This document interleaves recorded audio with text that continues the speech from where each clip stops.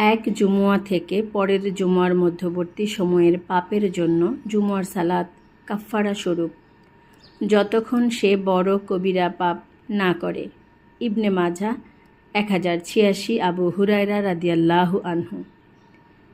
যে ব্যক্তি জুমুয়ার দিন গোসল করে এবং যথাসাধ্য পবিত্র হয়ে স্বীয় তৈল ব্যবহার করে কিংবা নিজ ঘরের সুগন্ধি ব্যবহার করে, এরপর বের হয়ে নির্ধারিত সালাত আদায় করে এবং ইমামের খুতবা দেওয়ার সময় চুপ থাকে, তাহলে তার সেই জুমুয়া থেকে আরেক জুমুয়া পর্যন্ত যাবতীয় পাপ ক্ষমা করে দেয়া হয়। বুখারী 834, সালমান ফার্সি রাদিয়াল্লাহু আনহু 859। জুমুয়ার দিন যথাসম্ভব উত্তম কাপড় পরিধান করতে হয়। বুখারী 837, আবদুল্লাহ ইবনে উমর রাদিয়াল্লাহু